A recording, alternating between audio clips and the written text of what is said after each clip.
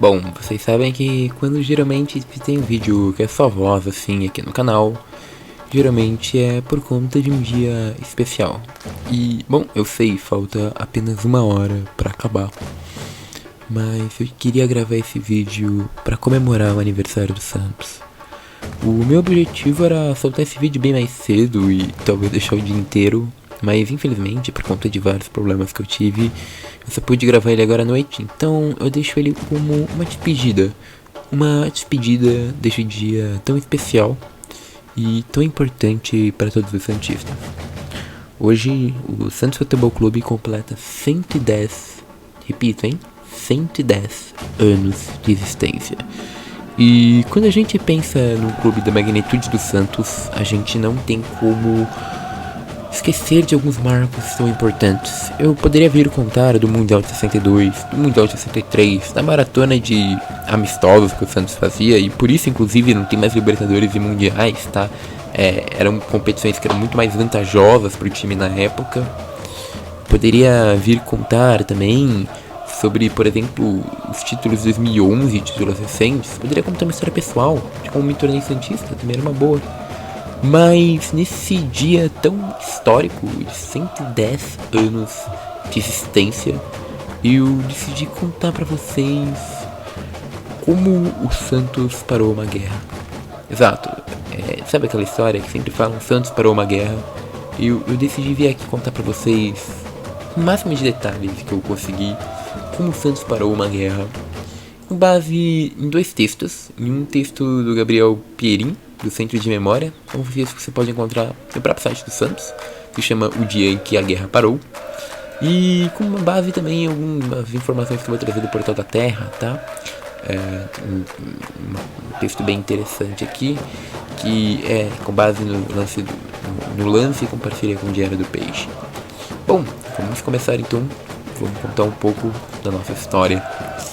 E, bom, antes de tudo eu quero explicar pra vocês o que foi a Guerra de Biafra. Foi uma guerra que era separatista no antigo estado de Biafra, como é conhecido, e foi uma das maiores tragédias humanitárias de todo o mundo. A Nigéria, na época, tinha uma população de 45 milhões de habitantes, compostas por mais de 250 grupos étnicos, e principalmente os povos Hausa e Fula do Norte, Yorubá no sudoeste e Igbo no sudeste. O país africano então se tornou independente do Reino Unido em 1960, e como vários países africanos, quando se tornaram independentes, várias guerras internas existiram. Uma coisa que é muito importante que vocês entendam é que o território africano muitas vezes foi formado sem nenhuma inteligência, mas consideração pelo seu povo. É como se pegassem o Brasil, o Uruguai e a Argentina e falassem isso tudo vai ser um país só. E a gente obviamente teria várias divergências culturais, étnicas, linguísticas, e em algum momento talvez a gente quisesse se separar e isso gerasse uma guerra. Na África existiam vários e vários reinos importantes, sabe? Reinos que tinham culturas, que tinham várias questões. E quando os europeus chegaram na África, eles simplesmente juntaram todos esses reinos, todas essas culturas, em alguns países que eles colonizaram e eles mesmos basicamente criaram. E com isso, quando esses países se separavam, grandes guerras existiam. Inclusive, grandes guerras que vocês podem ver até hoje, separatistas na África, que são bem importantes, surgem por causa disso. Infelizmente, o povo africano foi muito maltratado pela nossa história. E com isso a gente começa essa história do Santos quando parou uma guerra. Essa guerra separatista no estado de Biafra. Essa questão com todos esses povos, desses grupos étnicos que compunham esse estado. O país africano da Nigéria, quando se tornou independente do Reino Unido em 1960, teve vários conflitos internos gerados por uma supremacia e acesso a recursos naturais, especialmente petróleo. Os nigerianos viveram 2 golpes de estado em 66. Um grupo de oficiais do exército leais a Johnson esse nome é bem difícil, desculpa gente. Johnson Aguiyi-Ironsi, um líder da etnia Igbo, destituíram o primeiro-ministro Abubakar Tafawa Balewa, um líder do norte do país. 6 meses mais tarde, os Hausas responderam às iniciativas de Aguiyi-Ironsi. Após graves motins, o governador militar da região sudeste, Chukwuemeka Odemegui Ojukwu, espero que esteja certo, peço desculpa, declarou o então Estado de Biafra independente em 30 de maio de 1967. Percebam, é uma disputa de grupos étnicos, não tentem achar um correto ou um errado, são grupos lutando, entre aspas, pela sua própria independência. E, bom, era só um começo de guerra, ela só vai terminar em 1970 com a rendição de Biafra. O número estimado de mortos dessa guerra, gente, foi entre 500 mil e 3 milhões de pessoas. Essa era a Nigéria. E agora acho que vale a pena a gente contar como que o Santos parou uma guerra. Tudo começa em 4 de fevereiro de 1969, uma terça-feira. A guerra de Biafra parou. Tudo para ver o Santos jogar. Vale lembrar que menos de 2 meses antes, em 10 de novembro de 1968, o Santos havia derrotado o Vasco, no Maracanã. Uma partida histórica que foi ganha por 2-1, conquistando então o título do torneio Roberto Gomes Pedrosa, de forma incontestável. Era o 6º título brasileiro. Jornalistas do Brasil inteiro reconheciam a supremacia santista no Brasil. O Santos é único. Santos é o maior time do Brasil. Isso é um fato que, ao assumir a seleção brasileira, no início daquele período, o técnico João Saldanha anunciou nada mais nada menos que 9 santistas entre os convocados para as eliminatórias da Copa do México. Sim, 9 santistas. Você imagina em quase um time inteiro ser convocado. A Confederação Brasileira de Desportos, em conflito com a Confederação Sul-Americana, havia decidido que o Santos, internacional, campeão e vice do Brasil em 1968, não iriam participar da Libertadores. Ou seja, o Santos não poderia participar da Libertadores de 69. Não era a primeira vez que isso aconteceu, tá? Na verdade, para os dirigentes santistas, financeiramente até era mais vantajoso. Quando você viajava para o exterior em amistosos, você ganhava em dólares. E com isso, de fato, você conseguiria encarar uma competição deficitária, que era que a Libertadores, né, era uma competição extremamente deficitária, que não pagava tanto. E você tinha em contrapartida esses amistosos que você ganhava em dólar. Então, para os dirigentes santistas, era muito mais vantajoso viajar ao longo do mundo para poder ganhar mais dinheiro.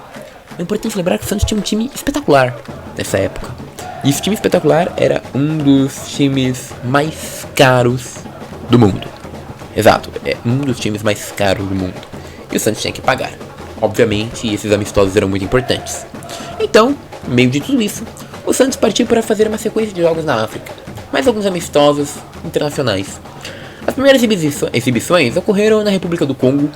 Na ocasião, o Congo já estava dividido em 2 países em litígio, que não mantinham relações diplomáticas. O Santos então se viu obrigado a jogar nos dois, em eventos marcados para a alegria dos africanos por poder ver Pelé. Depois de passagem por Lagos, na Nigéria, e Lourenço Marques, em Moçambique, o clube foi convidado a retornar para a Nigéria. Dessa vez, o jogo ia ser em Benin. Benin é uma cidade muito próxima à fronteira separatista de Biafra, epicentro dessa tão sangrenta guerra. A delegação santista estava acompanhada do jornalista Gilberto Marques, inclusive, lá da tribuna. Segundo ele, o tenente-coronel Samuel Ogbemudia, governador da região, liberou a passagem pela ponte que ligava Benin à cidade de Sapele. Além disso, decretou feriado depois do meio-dia, para que todas as pessoas pudessem assistir o jogo.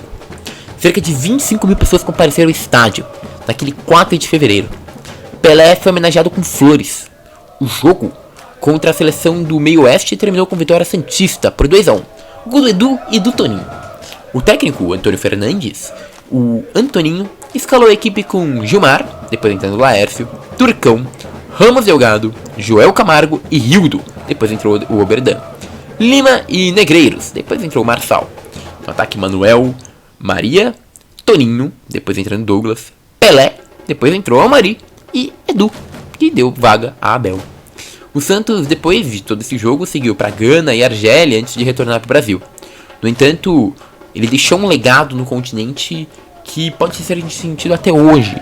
Todos lembram desse dia tão espetacular que o Santos parou uma guerra, que o Santos interrompeu e decretou um feriado. Tudo para todos poderem assistir a um jogo de Pelé. E quais são os efeitos disso? A gente pode falar. Hoje, na África, o Santos tem uma série de times que fazem homenagem ao time santista.